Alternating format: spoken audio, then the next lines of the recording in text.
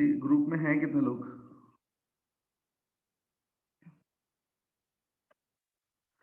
43 मतलब almost 40 students are there.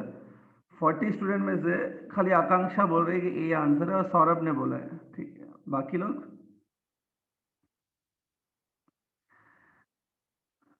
बाकी लोग आराम कर रहे हैं, ना? ठीक है, करते रहो। 12th के बाद भी आराम ही करना है, उसमें क्या है। जो 12th में आराम करता है उसको 12th के बाद भी आराम ही होता है काफ़ी। उसकी मेहनत चालू होती है अपनी ये पढ़ाई पूरी करने के बाद उसकी मेहनत चालू होती है। चलो ठीक है, अभी क्या करें, आपको नहीं करना है तो योर विश, ठीक है। सी, आकांक्षा आपका ए ऑप्शन करेक्ट है। जो ए है आपका answer, it is very much correct.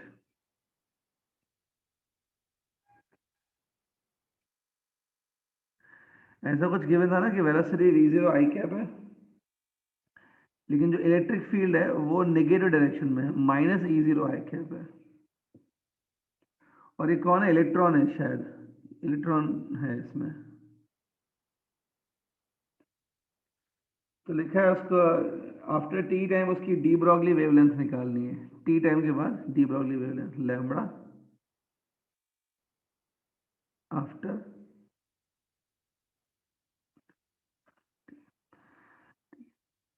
आकांक्षा आपने मतलब खुद किया ना कि कहीं से मतलब बुक से कोई हेल्प ले गया कि अपना नॉलेज से हो गया?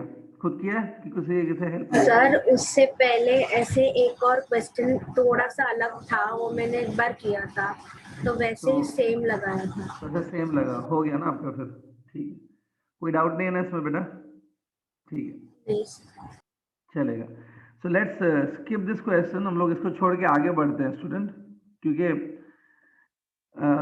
आकांक्षा को आ गया है। वैसे भी आकांक्षा को ही करना है, बाकी लोग तो नहीं करेंगे कुछ भी, तो किसी को कुछ नहीं करना है। ये हो गया ये question. Let's start with next question. किसी को और न्यूमेरिकल में कोई डाउट है क्या फ्रॉम फोटोलिटिक इफेक्ट और डी ब्रॉगली? है तो बोलो, otherwise we can go ahead with next topic. Akanksha, आपने वो एक व्हाट्सएप पे जो डाउट पूछा आपने पूछा है, आई थिंक वापस। हाँ सर, उस दिन 2 फोटो भेजा था। हाँ हाँ हाँ, उसमें से एक तो मैंने कल करा दिया शायद। हाँ कराया था। बाकी अपने और कितने भेजे? 2 भेजे हैं कि और एक भेजा है खाली अभी? सर और एक भेजा था, डेल्टा पी चेंज हाँ इन हाँ मोमेंटम। ठीक है, तो एक काम करो,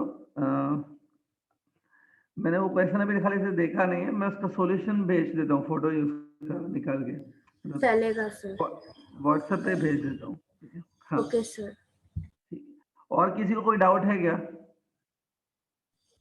हाँ सर, एक सम में। हाँ, एक मिनट आकांक्षा रुको, एक मिनट रुको, ठीक है, ठीक है। और किसी को कुछ नहीं है ना? अमन कुमार को थियरी में डाउट है। क्या डाउट है Aman Kumar? Sir Davisson and Germer experiment में हम्म, सर जो हाई टेंशन और लो टेंशन बैटरी होती है उसका क्या काम होता है? इसको स्क्रीन पे देख, ये देखिए डेविसन जर्मर का डायग्राम है। ये एच टी मतलब वही है, high tension battery. High tension मतलब हाई वोल्टेज, मतलब ये थोड़ा बड़ा ईएमएफ वाला बैटरी है। It's battery with good EMF. ये बैटरी है, इस बैटरी का एक पॉजिटिव टर्मिनल जो है ना वो इसको कनेक्टेड होता है, एनोड को। ये एनोड है। तो ये हाई टेंशन बैटरी की वजह से क्या होता है कि जो ये एनोड है ना, this you call as anode, ये पॉजिटिवली चार्ज हो जाता है। अब अगर ये पॉजिटिव चार्ज होगा ना तो यहाँ से देखो इलेक्ट्रॉन आते हैं इधर से ऐसे, तो this electrons will be attracted by this positive anode. तो मतलब इलेक्ट्रॉन्स यहाँ से जब यहाँ आते हैं ना, तो इन दोनों पॉइंट्स के बीच में द पोटेंशियल डिफरेंस इस हाई टेंशन बैटरी की वजह से आता है। Because of this high tension battery, between these 2 points potential difference is created. This point is a positive with respect to this filament, ये filament है, compared to filament ये positive होता है due to high tension battery। और उस वजह से क्या होता है, electron are readily attracted by, electrons are quickly attracted by this anode। उससे इलेक्ट्रॉन की स्पीड बढ़ती है।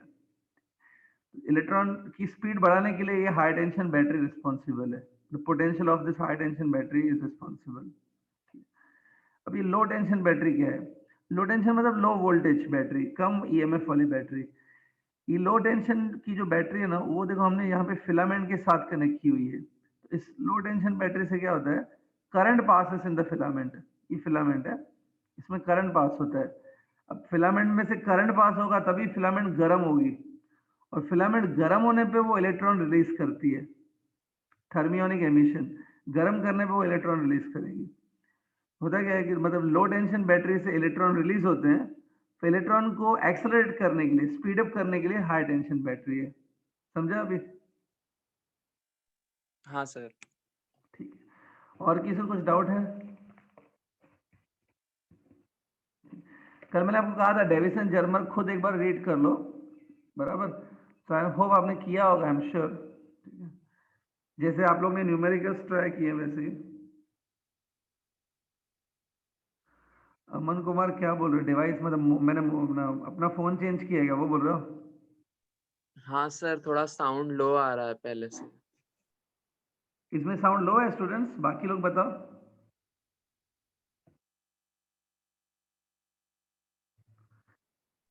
आकांक्षा, सौरभ, हाँ, कुछ बताओ। ये आवाज कम, सर आवाज थोड़ा लो है। लो है सर।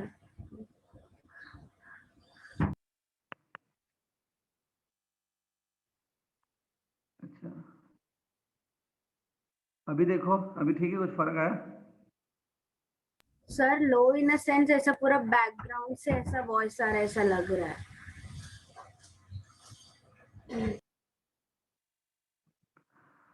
मतलब नॉइज काफी है क्या पीछे बैकग्राउंड से? ऐसा तो नहीं ना, नॉइज तो नहीं नहीं? नहीं नहीं सर। सराउंड में लग रहा है, सराउंड साउंड लग रहा है, मतलब लग रहा है चारों बाजू से आ रहा है ऐसा हाँ ऐसा। Surround sound. तो कुछ इसमें डिफिकल्टी हो रही है तो मैं चेंज करूँ, नहीं तो अगर लग रहा है कि हाँ it's okay we can manage with this also, तो मैं नहीं चेंज करूँगा। चलेगा सर ऐसा। ठीक है, हाँ डिवाइस तो मैंने चेंज किया है। अच्छा, अभी ये अमन कुमार बोल रहा है कि इसको ब्रैक्स लॉ में डिफिकल्टी है। ब्रैक्स लॉ कुछ ज़्यादा नहीं है मेरा, ये फॉर्मूला आपको याद रखनी है ब्रैक्स लॉ में अल्टीमेटली। करवाया तो था अभी क्लास में, अभी वापस कराऊंगा क्या बैठ के इतना सब डिटेल में? टाइम उतना है भी नहीं। ब्रैक्स लॉ बस यही है, 2d sin theta equals to lambda. थोड़ा पढ़ के देखो इसमें से टेक्स्ट बुक वगैरह से ब्रैक्स लॉ, फिर भी नहीं आ रहा तो कुछ डिफिकल्टी है तो बाद में पूछ लो भले। सी डेविसन जर्मन मैंने आपको कहा था पढ़ने के लिए, ठीक है? ठीक है, सो लिसन नाउ केयरफुली, आगे बढ़ते हैं। अब हम लोग नेक्स्ट टॉपिक पे जा रहे हैं after this one, atoms. Aman Kumar, doubt है तो बोलो ना, एमसीक्यू में बोलो क्या डाउट है।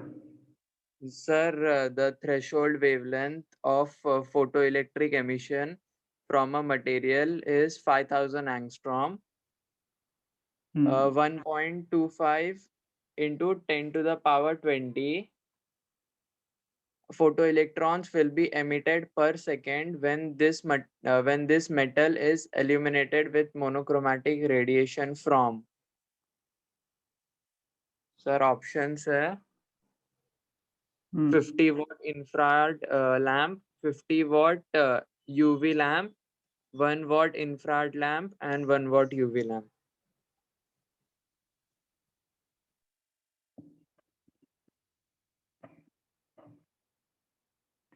ठीक है स्टूडेंट, हाँ ठीक है, अच्छा क्वेश्चन है, कंसेप्चुअल है। स्टूडेंट यहाँ पे क्वेश्चन ये है कि देखो ये जो लैम्बडा जीरो लिखा है ना मैंने, ये थ्रेशोल्ड वेवलेंथ है। अब जिनको थ्रेशोल्ड वेवलेंथ याद भी नहीं है कि क्या होती है, threshold wavelength is a maximum wavelength of light up to which photoelectric effect can start. जहां तक फोटोइलेक्ट्रिक स्टार्ट हो सकता है मैक्सिमम वेवलेंथ, उसको बोलते हैं थ्रेशोल्ड। तो वो 5000 एंगस्ट्रॉम है।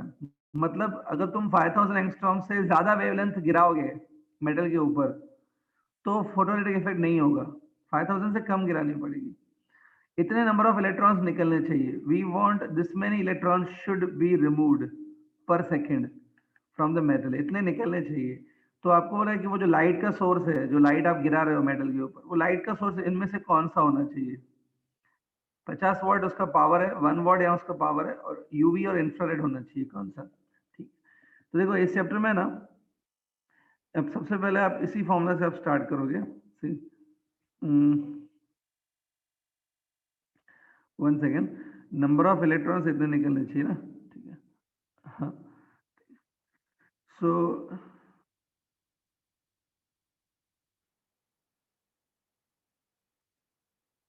देखो एक बात है, अगर वेवलेंथ, क्योंकि एक ही गिवन है और कोई वेवलेंथ भी गिवन नहीं है, ये 5000 एंगस्ट्रॉम ही एक वेवलेंथ गिवन है और कुछ भी गिवन नहीं है, ठीक है। तो एक बात है, मतलब वेवलेंथ ऑफ इंसिडेंट लाइट तो नहीं गिवन है, यहाँ पे मैं ऐसे लिख रहा हूँ वेवलेंथ ऑफ इंसिडेंट लाइट, और इधर मैं लिख रहा हूँ lambda 0 threshold. Photo electric effect कब ऑकर होगा? जब ये जो इंसिडेंट लाइट है ना वो लेसर देन या इक्वल टू थ्रेशोल्ड होनी चाहिए, तभी ये ऑकर होगा। This is a condition under which photoelectric effect will occur। बराबर लिखा है देखो, photoelectric effect will occur if wavelength of incident light is lesser than threshold, ठीक है। अब देखो ये wavelength of incident light divided by hc, यहाँ पे देखो दोनों साइड मैंने hc एडजस्ट कर दिया। अब जब अब तुम इसको रिवर्स करोगे ना, लेट्स से मैंने इसका रेसिप्रोकल कर लिया ऐसा, तो ये साइन भी उल्टी हो जाती है, ये मालूम होगा शायद आपको। ये जैसे करना है तुम लोग करो, इसको रिवर्स करोगे ना तो ये साइन भी ऐसे हो जाती है। अब ये क्या पता है, it's energy of the incident photon,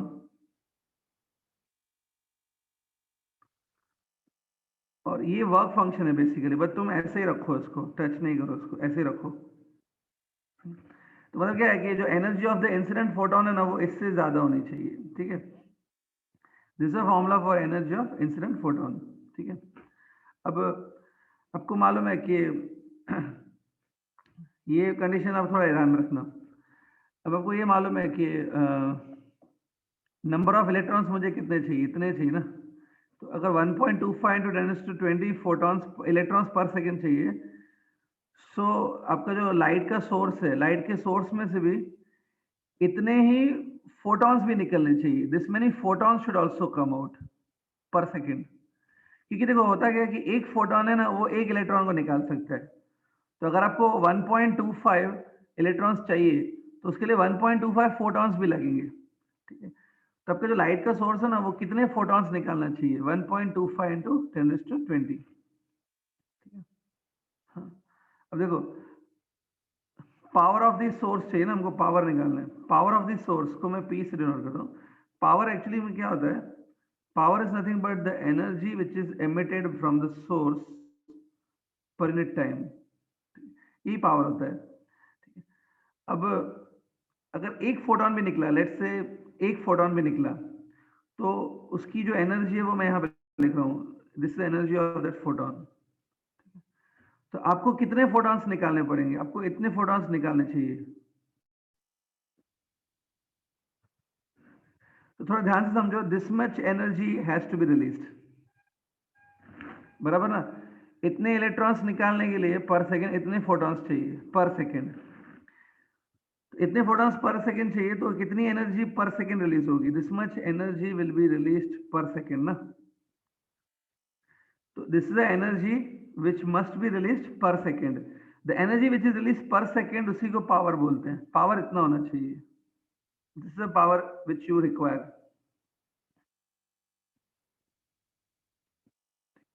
अभी देखो एनर्जी ऑफ फोटोन मैंने बताया, एनर्जी ऑफ फोटोन ज्यादा होना चाहिए hc बाय लैम्बडा 0 से। तो इसका मतलब है कम से कम कितना होना चाहिए? कम से कम एनर्जी ऑफ फोटोन कितनी होनी चाहिए? hc बाय लैम्बडा 0 होनी चाहिए। At least how much it should be? hc by lambda 0। ये है, इतना पावर कम से कम होना चाहिए। This much power is minimum required, okay. बाकी यहाँ पे कर लेता हूँ मैं रिमेनिंग पार्ट।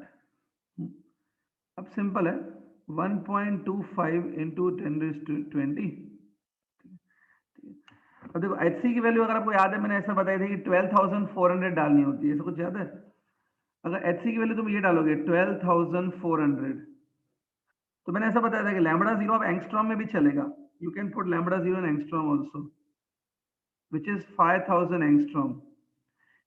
किसी को याद है कि अगर ये HC मैंने 12400 डाला और लैम्बडा को एंगस्ट्रॉम में डाला, ये देखो, तो उससे ओवरऑल आंसर, ये जो ये पूरा आंसर था, ये इलेक्ट्रॉन वोल्ट में जाता है कि जूल में जाता है? ये पूरा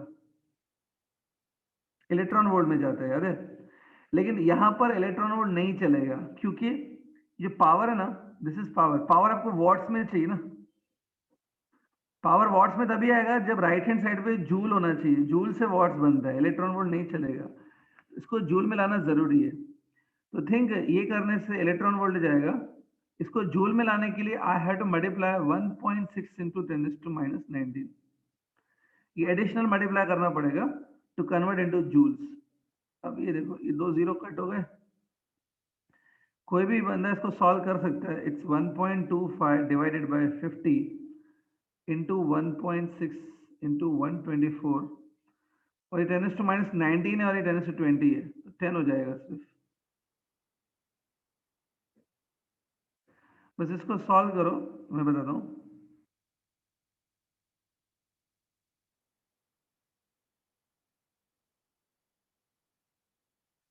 ये कैलकुलेशन को थोड़ा सॉल्व करना पड़ेगा।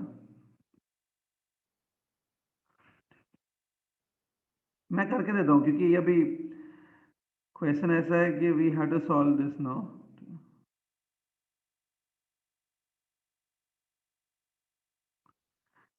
अप्रोक्सीमेटली ये आ रहा है। Wait a minute. तो ये अप्रोक्सीमेटली इतना आ रहा है, मतलब ये लगभग 50 वॉट हुआ ना। ठीक, तो लैम्प का पावर कितना होना चाहिए? 50 वॉट होना चाहिए फॉर दिस पर्पज।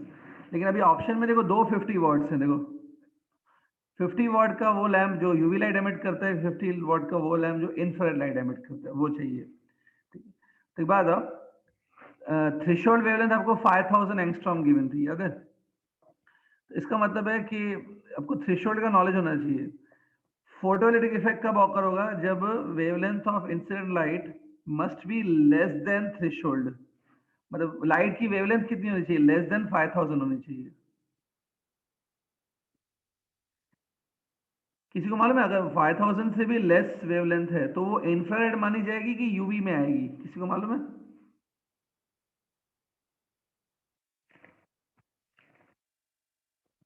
यूवी में आएगी, यूवी में आएगी। जिनको याद ही नहीं है सर, ऐसा तो याद ही नहीं है हमको, तो याद करो, ये विबग्योर मैंने बताया था एक बार। विबग्योर वॉयलेट की वेवलेंथ 3800 एंगस्ट्रॉम होती है लगभग, और रेड की जो होती है 7600 एंगस्ट्रॉम होती है। 3800 और 7600, इसके बीच में 5000 एंगस्ट्रॉम आएगा ना इधर। ये आपकी थ्रेशोल्ड है। तो फोटोइलेक्ट्रिक इफेक्ट होने के लिए वेवलेंथ थ्रेशोल्ड से भी कम होनी चाहिए, मतलब इस तरफ होनी चाहिए वेवलेंथ। इस तरफ जाओगे तो यूवी मिलेगा ना आपको। तो आंसर ये है 50 वॉट यूवी। तो यूवी फाइंड करना इजी है, लेकिन 50 वॉट ऐसे निकालना है जो मैंने अभी किया। ये देखो, अब कुछ स्टूडेंट बोलेंगे सर इतना बड़ा लंबा हम लोग कैसे एग्जाम में करेंगे वगैरह। ऐसा नहीं होता है, ये मैं अभी एक्सप्लेन कर रहा था ना, I was continuously explaining also, तो उसमें लंबा लगता है कभी कभी।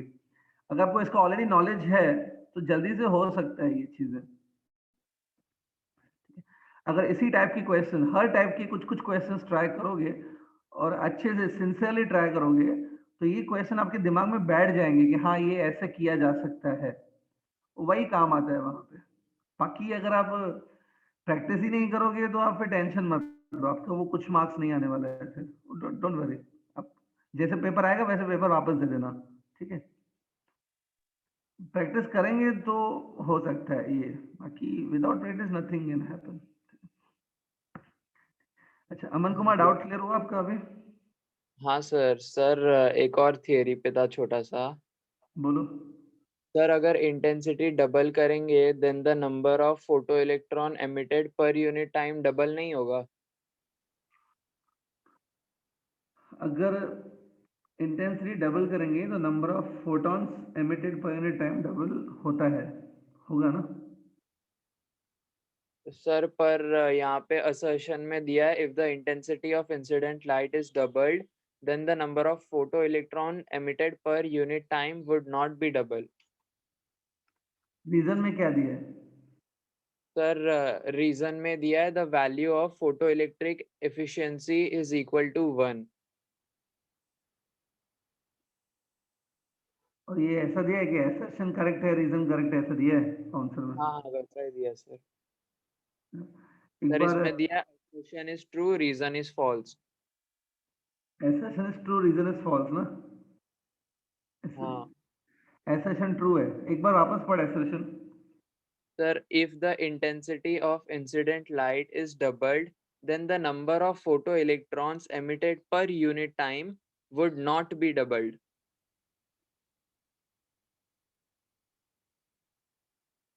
अच्छा, number of photo electron per second बोल रहे हो तुम?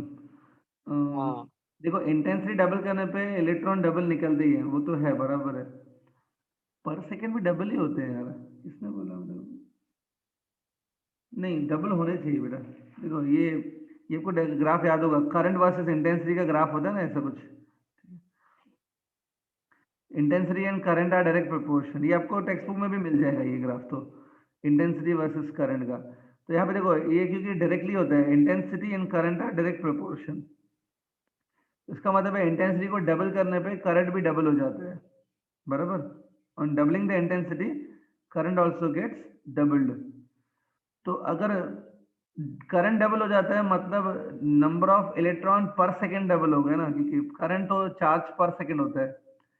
मेरे ख्याल से डबल होना चाहिए, इसमें ऐसा कोई शक नहीं है कि डबल नहीं होंगे, पर सेकेंड डबल होने चाहिए। It should B. सर अब यहाँ इसको क्या करो, सुनो सुनो सुनो, इसको क्या करो, कौन से बुक में दिया है ये? सर हमारे जो टारगेट का बुक है ना उसमें ही है। इसमें दिया है, ठीक है, ऐसा रीजन है, ठीक है। मैं टारगेट मेरे पास तो भी नहीं है, एररलेस वगैरह है, मैं देखता हूँ थोड़ा है, होना तो राइट ही चाहिए मेरे ख्याल से। It's not incorrect thing, it should B correct only. Number of electron double होते हैं अगर एफिशिएंसी इंटेंसिटी डबल किया तो। एक मिनट रुको, नहीं, मैं देखता हूँ बाद में अगर मिला मुझे कुछ तो आप भी सर देखो, नेट वगैरह पे सर्च करो भले इसके बारे में। डबल होना चाहिए according to me. Okay sir. अब आप बोलेंगे सर बुक में तो ऐसा लिखा है, ये एक मेंटालिटी होती है बच्चों की कि उनको लगता है जो बुक है वो तो वो 100% राइट होता है। ऐसा नहीं है, 11th-12th में कभी कभी बुक्स में भी मिस्टेक्स होती है, और क्लास में हम लोग बराबर पढ़ा देते हैं, लेकिन बुक्स में मिस्टेक्स होती है। बुक्स भी ऑथर नहीं लिखे हैं किसी ने, और इन बुक्स को कोई चेक नहीं करता है बिफोर पब्लिशिंग कि हाँ ये एकदम एक एक पॉइंट करेक्ट होगी। तो पॉसिबिलिटी है कि बुक में मिस्टेक हो सकती है, मेरे हिसाब से तो राइट है मेरा, ठीक है, लेकिन फिर भी मैं एक बार चेक करूंगा, आप भी थोड़ा नेट पे चेक करो, मैं वो बोल रहा हूँ, ठीक है। ओके, चलो नेक्स्ट टॉपिक स्टार्ट करें अभी, और सर कुछ मेरे डाउट? को डाउट है हाँ बोलो बोलो बोलो। सर, थोड़ा बड़ा क्वेश्चन है। Two metallic plates. एक मिनट रुको। स्टूडेंट, मुझे पता है आप लोग को तो डाउट्स नहीं है, बिकॉज आपने कुछ किया ही नहीं है, तो कहाँ से डाउट निकलेंगे। लेकिन at least Akanksha is asking you, Aman Kumar आपसे पूछ रहे हैं, आप भी ध्यान दो प्लीज। हो सकता है यही क्वेश्चन जो ये लोग पूछ रहे हैं उसका मिलता जुलता एग्जाम में आ जाए, तो आपको कुछ हेल्प होगी। नहीं भी आया एग्जाम में तो नॉलेज पॉइंट ऑफ व्यू से आ जाएगा। Please, even though Akanksha is asking, सब लोग ध्यान देंगे और सुनेंगे क्वेश्चन को। ओके, इट इज लाइक सब लोग करेंगे क्लास में क्वेश्चन। हाँ आकांक्षा, रीड करो। Two metallic plates A and B, each of area 5 into 10 raised to minus 4 meters squared, 5 into 10 raised to minus 4 meters squared, हाँ are पढ़ते जाओ। placed parallel to each other at a separation 1 centimeter.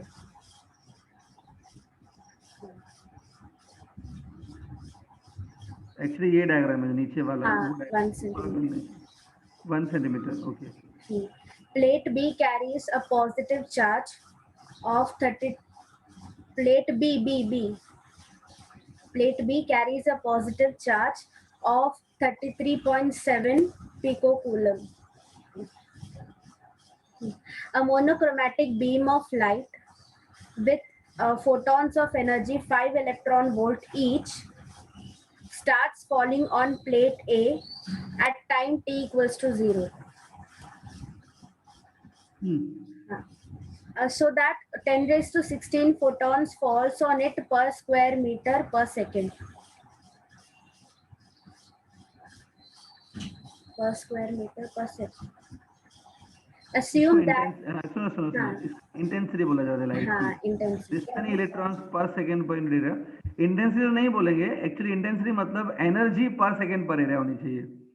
तो मैं बताऊंगा, लेकिन हाँ, इसमें से हम लोग इंटेंसिटी निकाल सकते हैं अप्रोक्स लाइट की। पर सेकंड पर एरिया हमेशा इंटेंसिटी होता है। ठीक है, आगे बढ़ो। After this assume that one photoelectron is emitted for every 10 raised to 16 incident photons. अच्छा, for 10^16 photon only one electron is released. One photoelectron is emitted. Then एक इलेक्ट्रॉन निकालने के लिए यहाँ पे बोल रहा है कि 10^16 photons चाहिए। चलो मान लेते हैं, ठीक है। also assume that all the emitted photoelectrons are collected by the plate B. हाँ, And the work function of plate A remains constant at the value 2 electron volt.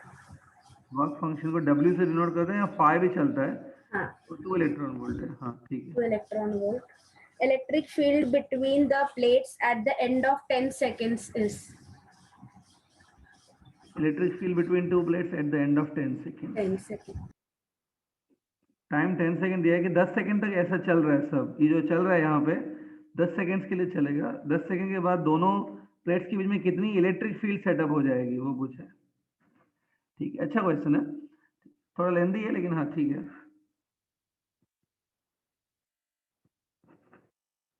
NEET और जेई की जो प्रिपरेशन कर रहे हैं वो भी सीरियसली कर रहे हैं, अंडरलाइन सीरियसली। हाँ, जो सीरियसली प्रिपरेशन कर रहे हैं उनको देखना चाहिए ये क्वेश्चन, ऐसे आ सकते हैं नीट में भी और जेई में भी, मेंस में। ठीक है, हाँ सॉल्यूशन मैं समझा देता हूँ ये क्या है बेटा। देखो, 1 सेकंड में 1 स्क्वायर मीटर एरिया पे, यहाँ पे देखो ऐसे लाइट गिर रही है ना, ये लाइट गिर रही है 1 सेकंड में 1 मीटर स्क्वायर एरिया पे इतनी लाइट गिर रही है, 10^16 मीटर स्क्वायर। ठीक है, तो ओवरऑल ये जो प्लेट की एरिया है ना, वो area overall of the plate की इतनी है, 5 × 10⁻⁴ मीटर स्क्वायर एरिया है। ठीक है, तो देखो यहाँ पे मैं ऐसे लिख रहा हूँ, 1 मीटर स्क्वायर जो एरिया है ना प्लेट की, उस पे 10^16 फोटोन गिर रहे हैं पर सेकेंड। 1 मीटर स्क्वायर एरिया पे इतने फोटॉन्स गिर रहे हैं, ये दिया हुआ है। तो हमारी एक्चुअली प्लेट की एरिया कितनी है, 5 × 10⁻⁴ है, ये एक्चुअली एरिया है। तो इस पे कितने फोटॉन गिरेंगे, इस पे फोटॉन इतने गिरेंगे, 5 × 10⁻⁴ × 10⁻16, तो इतने फोटॉन्स एक्चुअली आपके गिर रहे हैं। ठीक है, तो अभी देखो यहाँ पे जो ये 10⁻16 फोटॉन्स है ना, 10⁻16 फोटॉन्स आपको याद होगा कि 1 इलेक्ट्रॉन रिलीज होता है। From 10⁻16 photon 1 electron release. So यहाँ पे अभी हमारे प्लेट में से कितने इलेक्ट्रॉन रिलीज होंगे, थोड़ा समझ सकते हो। Number of electrons which will be released वो होंगे 5 × 10⁻⁴ पर सेकेंड। ये तो पूरा जो क्वेश्चन है ना, यूनिटरी मेथड से किया जा सकता है। देखो 1 मीटर स्क्वायर एरिया पे कितने फोटॉन्स गिर रहे हैं, 10⁻16, ये मैं नहीं बोल रहा हूँ, क्वेश्चन में दिया हुआ है। ठीक है, 1 मीटर स्क्वायर एरिया पे इतने फोटॉन्स गिर रहे हैं, तो हमारी प्लेट की एरिया इतनी है, तो उस पर इतने फोटॉन्स गिरेंगे, इतने फोटॉन। अब ये जो फोटॉन्स है 10⁻16 जस्ट, ये फोटॉन से 1 इलेक्ट्रॉन निकलता है, तो 5 × 10⁻⁴ टाइम्स 10⁻16 है, उससे इतने इलेक्ट्रॉन्स निकलेंगे। लॉजिक है, समझते जाओ। तो इतने इलेक्ट्रॉन्स आपके 1 सेकंड में निकल रहे हैं। ठीक है, तो आपको 10 सेकंड का टाइम दिया गया ना, कि 10 सेकंड में बताओ क्या होगा। 10 सेकंड में कितने इलेक्ट्रॉन्स निकल जाएंगे, 10 सेकंड्स में 5 × 10⁻⁴ × 10 इतने इलेक्ट्रॉन्स निकलेंगे ना। अभी पर सेकंड नहीं लिख सकता मैं, क्योंकि 10 सेकंड्स की बात चल रही है। 10 सेकंड में इतने इलेक्ट्रॉन निकलेंगे, कितने, 5 into the × power 10। हाँ, अब जो बच्चा ये समझ गया ना कि यहाँ तक समझ गया, तो बस आगे इजी है। यहाँ तक थोड़ा समझो पहले, यहाँ तक समझ गया। ठीक है, सर वो एरिया और फोटोन में जो पावर, एरिया और फोटोन में सर उधर ही second step. 10 to the power minus 4 into 10 to the power 16. तो मैंने मल्टीप्लाई नहीं किया ना, दोनों को छोड़ दिया, मैंने मल्टीप्लाई नहीं किया, इन दोनों को नहीं सॉल्व किया मैंने, क्योंकि देखो 10⁻16 फोटॉन्स यहाँ पे मैंने लिखे ना, उसमें से एक इलेक्ट्रॉन निकलता है। तो ये हमारे पास कितने फोटॉन्स हैं? हमारे पास फोटॉन्स इतने हैं 5 इंटू 10⁻4 इंटू 10⁻16। इसको मैंने ये लिख दिया कि एक 10⁻16 फोटॉन से इतने इलेक्ट्रॉन निकले, एक दिस इंटू 16 है तो उससे ये निकलेंगे। ये मल्टीप्लाई करोगे तो कंफ्यूजन हो जाएगा इनफैक्ट। देखो दूसरे तरीके से समझा देता हूँ, एक बार बता, 10⁻16 फोटॉन में से एक इलेक्ट्रॉन निकलता है, बराबर? तो अगर मैं बोलूँ 2 इंटू 10⁻16 फोटॉन से क्या निकलेंगे? 2 इलेक्ट्रॉन। 2 इलेक्ट्रॉन। तो 5 इंटू 10⁻16 से कितने निकलेंगे? 5 5 इलेक्ट्रॉन। तो वैसे यहाँ पर ऐसा है 5 इंटू 10⁻4 इंटू 10⁻16 से कितने निकलेंगे? 5 इंटू 10⁻4 इंटू इलेक्ट्रॉन्स, वही किया है। तो देखो 10 सेकेंड में आपके इतने इलेक्ट्रॉन निकल आएंगे आपकी प्लेट में से, ठीक है? तो ये देखो, ये आपकी ए प्लेट है, ये बी प्लेट है, इलेक्ट्रॉन जो है ना वो ए प्लेट से निकल रहे हैं, ठीक है? और 10 सेकेंड के अंदर इतने इलेक्ट्रॉन निकलेंगे और निकल के कहाँ जाएंगे? वो इस प्लेट पे जाके जमा हो जाएंगे। तो ये जो बी प्लेट है ना, बी प्लेट पे इतने इलेक्ट्रॉन्स होंगे।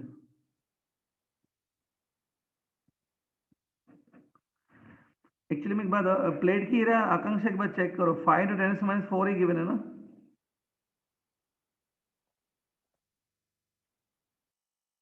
Yes sir, 5 into 10⁻⁻4। तो ये जो नहीं, खाली प्रॉब्लम ये है कि ये जो इलेक्ट्रॉन निकल रहा है ना जिसमें नहीं, ये तो एक्चुअली में एक इलेक्ट्रॉन से भी कम है ना? Is it not even 1 electron? 5 into Yes. 10⁻⁻4 से Negligible. एक इलेक्ट्रॉन से भी कम है ये कुछ तो गड़बड़ है फिर। एक minute, 33.7 pico coulomb is a charge on this one ना? हाँ सर। हम्म, सर नहीं तो मैं आपको फोटो भेजती, आप फोटो भेजो, solve मैं बाद में सोच के बताता हूँ, ये हाँ। अपने टाइम वेस्टिंग होगा इसमें करने में, Yes लेंदी sir। है। हाँ, कहाँ से उठाया ये क्वेश्चन? सर बुक से। वो मुझे मालूम है, बुक या कोई ऑनलाइन रिसोर्स से लेंगे, आप अपना क्रिएट तो नहीं करेंगे। नहीं अच्छा, नहीं, कौन सा एररलेस। बुक है वो पूछ रहा हूँ? एररलेस। एररलेस है, ठीक है, मैं देखता हूँ, मेरे पास भी एररलेस अवेलेबल है। देखता हूँ ये क्वेश्चन अगर आप मतलब लगा कि नीट की लेवल का ही नहीं है, जी लेवल का नहीं, उससे आगे गया तो वी कैन अवॉइड इट, ठीक है? देखते हैं, मैं आपको फोटो भेजता हूँ इसका, या हुआ तो नेक्स्ट टाइम क्लास में भी डिस्कस कर सकते हैं, देखते हैं। चलो, तो अच्छा ठीक है, और किसी को कुछ कंफ्यूजन है क्या इस चैप्टर में? क्लियर करा सकते हो, बाद में नहीं होगा फिर ये चीज़ें, एग्जाम्स है आपके फिर, ठीक है? तो आज मैं नेक्स्ट टॉपिक पे जा रहा हूँ फिर। नेक्स्ट टॉपिक है एटॉमिक फिजिक्स।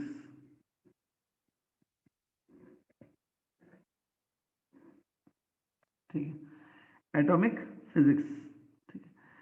एटॉमिक फिजिक्स में क्या आता है? ये भी काफ़ी इंपॉर्टेंट सेक्शन है, एटॉमिक फिजिक्स मॉडर्न फिजिक्स में ही आता है।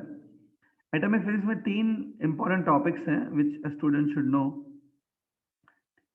पहला बस उतना ही है कि रुदरफोर्ड एक्सपेरिमेंट है, उस पर क्वेश्चंस पूछे जाते हैं, रुदरफोर्ड एक्सपेरिमेंट, वो ना वो अल्फा स्कैटरिंग एक्सपेरिमेंट, वो सब। दूसरा आपका है बोर्स थियरी, और उसके बाद है हाइड्रोजन स्पेक्ट्रम। ये 3 इंपॉर्टेंट टॉपिक्स हैं, दैट्स इट, और ज़्यादा इसमें कुछ है भी नहीं, ठीक है? ठीक है, बाकी वो जो टॉपिक है रेडियो एक्टिविटी है, वो न्यूक्लियर फ्यूजन फिजन, याद है? वो सब न्यूक्लियर फिजिक्स में आता है। नेक्स्ट चैप्टर जो है न्यूक्लियर, एटॉमिक में ये 3 आता है, ठीक है? लेकिन अगर कोई जेई की प्रिपरेशन कर रहा है, if you are preparing for JEE, तब को इसके साथ साथ एक्सरेस भी करना चाहिए, X-rays is also there. X-ray के ऊपर भी क्वेश्चन पूछ सकते हैं जेई में,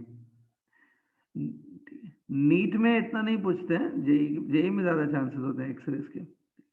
Rutherford, Bohr's theory, hydrogen spectrum और x rays, you focus on this 4 topics, okay? हाँ, अब एक काम करते हैं, क्योंकि टाइम कम है, काफ़ी टाइम हमारा चला गया इसमें भी।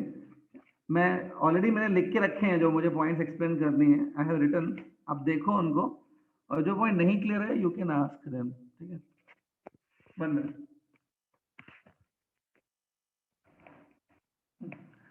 देखो ये एटॉमिक फिजिक्स का पेज है, ये जो पॉइंट्स दिख रहे हैं देख लो पूरा, ये वो पॉइंट्स हैं जो रदरफोर्ड एक्सपेरिमेंट से स्टूडेंट को ध्यान में रखनी चाहिए, from Rutherford alpha scattering experiment लिखा है वो भी, देखो एक बार देख लो इन पॉइंट्स को, और उसके बाद आपको जो पॉइंट नहीं समझ में आ रही है बताओ, I will explain that point. पहले पूरा देख लो एक बार। सर प्रीवियस चैप्टर का आप नोट्स भेजने वाले थे। कौन से चैप्टर का चाहिए आपको? Sir dual nature photoelectric. हाँ पूरा, मतलब ये जो जो मैंने हैंड रिटन नोट्स है मेरे, ये चाहिए ना आपको? हाँ यस सर। ठीक है, मैं आज इसका ये पीडीएफ फाइल स्कैन करके आपको इसको भेज देता हूँ, माधुरी मैम को भेज देता हूँ। आप माधुरी मैम से कांटेक्ट में रहेंगे ना व्हाट्सएप पे? हाँ सर ग्रुप में डाल दें। हाँ मैं माधुरी मैम को भेज देता हूँ, ठीक है।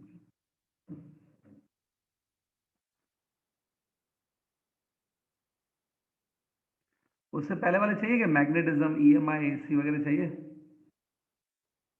सर सारे भेज दो। हाँ अवेलेबल है तो सब ले लो, ठीक है ठीक है, चलो भेज देता हूँ, जो मुझे हो, जो मैं अवेलेबल है सब भेज देता हूँ मैं, ठीक। हाँ अच्छा, इज इट देख लिया सबने एक बार? डेफिनेटली इसमें डाउट्स होंगे, ये क्या है, कौन सा फॉर्मूला है, बोलो कौन सी फॉर्मूला में एक्सप्लेनेशन चाहिए आपको? पूरा चाहिए और only any one particular formula? Sir नीचे वाला, the number of alpha particle. ये तो आता है ना, मतलब डिस्टेंस ऑफ क्लोजेस्ट अप्रोच आता है ना आपको, ठीक है ना? सर वो भी बता दो ना प्लीज। तो आई एम श्योर ये जो स्टूडेंट है, अगर आपने टेक्स्ट बुक लेवल तक ही किया है स्टडी, उससे ज़्यादा तो नहीं किया होगा आई एम श्योर, तो ये सब फॉर्मूला सब न्यू है आपके लिए, राइट? तो चलो इनको एक एक करके डिस्कस कर लेते हैं, बट एक काम करो, I will discuss it with you, but at least एक काम करो, ये फॉर्मूला अपने नोटबुक में लिख के ले लो, दोनों फॉर्मूलास नोटबुक में लिख के ले लो प्लीज पहले।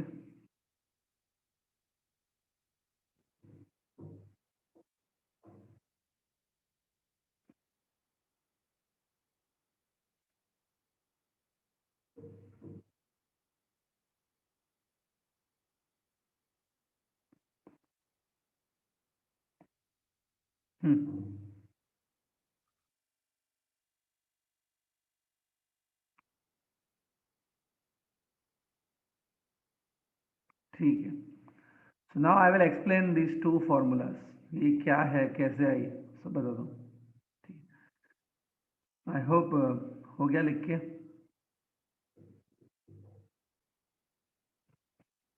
सर एक मिनट। हाँ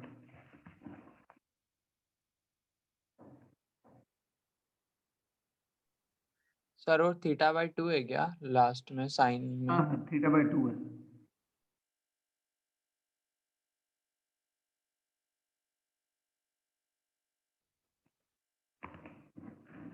चलो मैं समझा देता हूँ, देखो सपोज ये गोल्ड फॉयल के ऊपर आपको याद होगा अल्फा पार्टिकल्स गिराए जाते हैं, बराबर है, ये देखो ये alpha particles coming to the gold foil. Actually में गोल्ड फॉयल में क्या होता है, inside the gold foil there will be gold atoms, gold के एटम्स होंगे। सपोज ये गोल्ड का एटम है, इट्स अ गोल्ड एटम, और ये गोल्ड का न्यूक्लियस है। अब गोल्ड जो है ना, गोल्ड का जो एटॉमिक नंबर होता है Z, Z is the atomic number, Z का जो है वो 79 है गोल्ड का। अगर आप कोई दूसरा एलिमेंट यूज करोगे, सपोज गोल्ड की जगह आप सिल्वर यूज कर रहे हो या कोई और एलिमेंट यूज कर, तो ये जेड फिर चेंज हो जाएगा। फिलहाल मैं जेड लिख रहा हूँ 79, but it may change also if you change the element. अब इसके आसपास देखो इलेक्ट्रॉन ऐसे घूम रहे होंगे लाइक दिस, तो ये ऐसा पिक्चर होता है न्यूक्लियस का। अब देखो अल्फा पार्टिकल्स ऐसे आ रहे हैं यहाँ पे, तो अल्फा पार्टिकल जो है ना वो पॉजिटिवली चार्ज होते हैं, अल्फा पार्टिकल इज पॉजिटिव, जो गोल्ड न्यूक्लियस है वो भी पॉजिटिव होता है। तो होता क्या है कि जो इलेक्ट्रॉन ऐसे ऊपर से जा रहे हैं ऐसे, वो ऐसे सीधा सीधा निकल जाते हैं। ये इलेक्ट्रॉन देखो, अगर आप ध्यान से देखोगे ये जो अल्फा पार्टिकल है सीधा सीधा निकल गया, क्योंकि ये पॉजिटिव है, इसको कोई इशू नहीं होगा, ये निकल जाएगा इजीली। तो ये जो ऐसे निकल जाते हैं, तो ये जो अल्फा पार्टिकल है ना वो कितना डिविएट हुए, यहाँ पे आई थिंक नो डिविएशन है, इट इज नॉट डिविएटिंग। इनका डिविएशन जो एंगल होती है, the angle eight which it is deviating, वो एंगल थीटा होती है, थीटा 0 है इनकी, दे आर नॉट डिविएटिंग। लेकिन अभी एक बात बता, अगर सपोज ये जो अल्फा पार्टिकल है ये सीधा देखो न्यूक्लियस की तरफ जा रहा है, ये देखो, तो ये अल्फा पार्टिकल जो है वो पॉजिटिव है, न्यूक्लियस भी पॉजिटिव है, ये दोनों को देखो, तो आपको मालूम है दोनों के बीच में रिपल्शन होगा।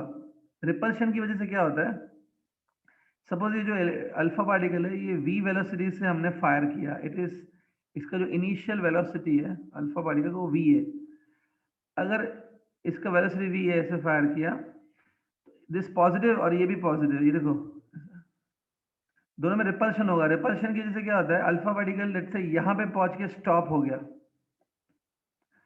इधर अल्फा पार्टिकल यहाँ तक आया और यहाँ पे आके वो स्टॉप हो गया, और स्टॉप होने के बाद ये जो अल्फा पार्टिकल है वापस ऐसे पीछे की तरफ चला जाएगा, बराबर, क्योंकि पॉजिटिव पॉजिटिव है ना, तो रिपल्शन से अल्टीमेटली वो स्टॉप हो जाएगा और वापस जाएगा। तो अल्फा पार्टिकल यहाँ तक पहुंचा, तो जो गोल्ड न्यूक्लियस और अल्फा पार्टिकल के बीच में सबसे शॉर्टेस्ट डिस्टेंस है वो ये है क्या, it's the shortest distance which is between alpha particle and the gold nucleus ना, तो ये जो शॉर्टेस्ट डिस्टेंस है जहां तक वो पहुंचता है, इस डिस्टेंस को बोलते हैं distance of closest approach, distance of closest approach, और इसको इससे डिनोट किया है मैंने सपोज r0 से, तो r0 को बोलते हैं डिस्टेंस ऑफ क्लोजेस्ट अप्रोच। तो कहने से this is the distance which is the minimum between alpha particle and the gold nucleus, सबसे कम डिस्टेंस दोनों के बीच में होता है जो वो होता है। अब ये फाइंड कैसे करेंगे, बहुत सिंपल है, देखो जब अल्फा पार्टिकल यहाँ पर था, यहाँ पर मतलब जब ये गोल्ड न्यूक्लियस से काफी दूर था, when alpha particle is far far away from the gold nucleus, इधर, तो इस अल्फा पार्टिकल के पास काइनेटिक एनर्जी थी, कितनी काइनेटिक एनर्जी थी, इसके बाद ये काइनेटिक एनर्जी थी हाफ mv², ठीक है, और जब ये यहाँ पर था ना, मतलब it is far far away from the gold nucleus, gold nucleus से दूर था, काइनेटिक एनर्जी थी इसके पास, potential energy is assume to be zero, potential कुछ खास नहीं थी इसके पास। अब जैसे जैसे ये गोल्ड न्यूक्लियस के नजदीक जाता है, सी इधर जा रहे हैं देखो, तो मैंने क्या बताया, रिपल्शन की वजह से क्या होगा, because of repulsion it slows down, इधर आके स्टॉप हो जाता है, एक बार इधर स्टॉप हो गया इधर, मतलब यहाँ पर काइनेटिक एनर्जी जीरो हो गई उसकी, तो कहाँ गई वो पूरी काइनेटिक एनर्जी जो इसकी थी, वो पूरी काइनेटिक अभी किस में कन्वर्ट हो चुकी है, पोटेंशियल में। तो जो काइनेटिक एनर्जी थी ना स्टार्टिंग में, वो अल्टीमेटली किस में कन्वर्ट हो गई, पोटेंशियल में, तो पोटेंशियल एनर्जी कितनी निकलेगी, potential energy will be equal to this much. अब इमेजिन करो कि अल्फा पार्टिकल यहाँ पर है, हियर इज अल्फा पार्टिकल और ये गोल्ड न्यूक्लियस है, ठीक है, अल्फा पार्टिकल में कितना चार्ज होता है, अल्फा पार्टिकल के पास ये चार्ज होता है 2e, 2 टाइम्स इलेक्ट्रॉन, और गोल्ड न्यूक्लियस में कितना चार्ज होगा, गोल्ड न्यूक्लियस में इतना चार्ज होगा Ze, Z उसका एटॉमिक नंबर है, तो एक चार्ज है 2e, दूसरा चार्ज है Ze, और दोनों के बीच में डिस्टेंस कितना है, r0 डिस्टेंस है ना, दोनों के बीच में r0 डिस्टेंस है, तो पोटेंशियल एनर्जी इतना होगा 1/4πε0, दोनों चार्जेस को ले लो, एक चार्ज है 2e, दूसरा चार्ज है Ze, डिवाइडेड बाय दोनों के बीच का distance, this is a formula for potential energy of two charges system, 1/4πε0 q1 q2 divided by r, तो ये दोनों चार्जेस के बीच की पोटेंशियल एनर्जी होगी, लेकिन ये आई कहां से, kinetic energy only converted to potential energy, ठीक है, देखो अब इसके बाद क्या होता है, आपकी कुछ जो बुक्स हैं, बुक्स में इसको थोड़ा और सॉल्व किया जाता है, मतलब ये 2 की टेबल 4 पे लगाई जाती है, m को शिफ्ट किया जाता है, r0 को ऐसे शिफ्ट करके r0 की फॉर्मूला बनाई जाती है, लेकिन मैं बोलूंगा आपको वो r0 की फॉर्मूला याद मत करो, उससे अच्छा आप ये वाली कॉन्सेप्ट याद करो, ये वाला, ये फॉर्मूला याद करो, इसमें से आपको r0 निकालना है, तो ये इजी है समझना, फिर भी that is given over here, check करो, समझा, ठीक है, कुछ डाउट है इसमें, कुछ एक्सप्लेनेशन चाहिए फिर से तो बोलो, इज इट क्लियर?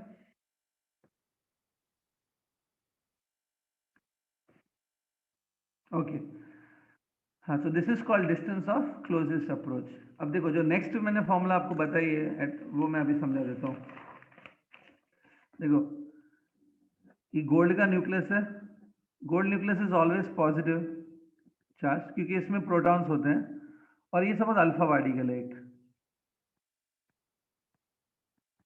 अब अल्फा पार्टिकल ऐसे जा रहा है सपोज ऐसे, तो आई थिंक ये गोल्ड के न्यूक्लियस से दूर है, it is slightly away from gold nucleus, तो ये जा सकता है ऐसे। लेकिन जैसे ही अल्फा पार्टिकल सब यहाँ पे पहुंचेगा, ये देखो ये अल्फा पार्टिकल है, alpha particle is positive, gold nucleus also positive, repulsion तो होगा ना दोनों के बीच में, रिपल्शन की वजह से अल्फा पार्टिकल ऐसा हो जाता है, सपोज ऐसे गया, तो ये अल्फा पार्टिकल डिविएट हो गया, इट इज अ डिविएशन। ये एंगल दिख रही है, this is called angle of deviation. अब ये क्या होता है, ये एंगल हर अल्फा पार्टिकल के लिए अलग अलग होती है, it is different for different different alpha particle. Suppose alpha particle यहां पर है, तो आई थिंक ये काफी दूर है न्यूक्लियस से, it is much away from the nucleus, far away from the nucleus, तो ये ज्यादा डिविएट नहीं होगा, ये सीधा निकल जाएगा ऐसे, ये ज्यादा डिविएट होगा। अगर अल्फा पार्टिकल यहां से जा रहा है इधर से ऐसे, तो I think alpha particle will be more repelled by the gold nucleus, तो ये ऐसा हो जाएगा ऐसे। और जो अल्फा पार्टिकल सीधा सीधा न्यूक्लियस के सेंटर पे जा रहा है सर, ये आपको मालूम है, ये ऐसे हो जाएगा, देखो 180 डिग्री से रिफ्लेक्ट हो जाएगा ना, इसके लिए तो डिविएशन 180 डिग्री है। तो इसे theta is different for different different alpha particles और नो? यस, थीटा डिफरेंट है। तो इसमें एक फॉर्मूला होती है, number of alpha particles, number of alpha particle which deviate at a particular theta angle. एक पर्टिकुलर थीटा एंगल पे, मतलब थीटा सपोज मैंने डिसाइड किया कि मैं थीटा 30 डिग्री ले लूंगा, I will take theta 30 suppose, तो एक पर्टिकुलर थीटा पे सपोज 30 पे जितने नंबर ऑफ ये होंगे, नंबर ऑफ अल्फा पार्टिकल्स होंगे, ठीक है, इसकी एक फॉर्मूला है, ठीक है, it has one formula. Formula आपको ध्यान में नहीं रखनी है, फॉर्मूला में खाली बस इतना याद रखना है कि that is equal to constant into z square divide by sin raise to 4 theta by 2। ये फॉर्मूला मैंने आपको दी है। इसका मतलब क्या है, ध्यान से देखो, इसका मतलब है कि देखो अगर तुम थीटा 30 डिसाइड किए, let's say you decide theta as a 30, इधर आप थीटा 30 डालोगे और सॉल्व करोगे, आपको उतने अल्फा पार्टिकल का नंबर मिल जाएगा जो डिविएट होंगे। जैसे से आप थीटा को इंक्रीज करोगे ना, suppose you are going for more and more theta, ये देखो ये थीटा इंक्रीज होगा, ये पूरा नंबर इंक्रीज होगा, overall number of photo electron, number of alpha particles will decrease. जैसे थीटा बढ़ाएंगे ना, नंबर ऑफ अल्फा पार्टिकल्स कम होते जाएंगे। एक छोटी सी फॉर्मूला है, मतलब ज्यादा इंपॉर्टेंट नहीं है, but this is formula this you keep in your mind, this will give you the number of alpha particle which deviated by at a particular theta angle, that is z square by that sin raised to 4 theta by 2। इस पे अगर कुछ आ रहा है topic तो आप करके देखना, आ जाएगा इस फॉर्मूला से, you can solve the questions if it comes. So I hope it is clear, ठीक है। तो रदरफोर्ड में आप ये चीजें थोड़ा ध्यान में रखो, these 2 points at least you keep it in your mind. Rutherford के बाद मैंने कहा था नेक्स्ट जो है वो बोर मॉडल है, बोर थियरी। तो बोर थियरी में जो फॉर्मूलाज याद करनी है वो मैं बता देता हूँ। सबसे पहले वो आपको आने चाहिए, बोर के 3 पोस्टुलेट्स हैं, the 3 postulates given by bore. वो पोस्टुलेट मैंने यहाँ पे मेंशन नहीं किए हैं क्योंकि वो टेक्स्ट बुक लेवल का ही है, उतना तो आना ही चाहिए। एक्स्ट्रा पॉइंट्स मैंने यहाँ पे लिखी है, see this points, this is a formula for radius of the orbit of the atom, और ये है वेलोसिटी ऑफ द इलेक्ट्रॉन की फॉर्मूला। इसमें कुछ डाउट है तो बोल सकते हो, ठीक है। कौन सी चीज का एक्सप्लेनेशन चाहिए बोलो, ठीक है।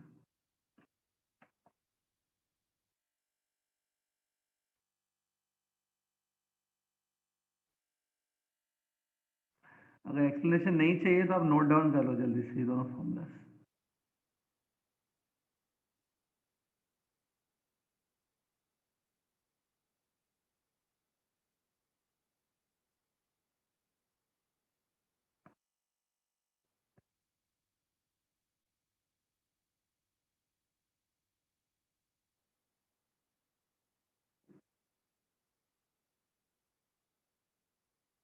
ठीक है, क्लियर विद दिस, कोई डाउट नहीं है।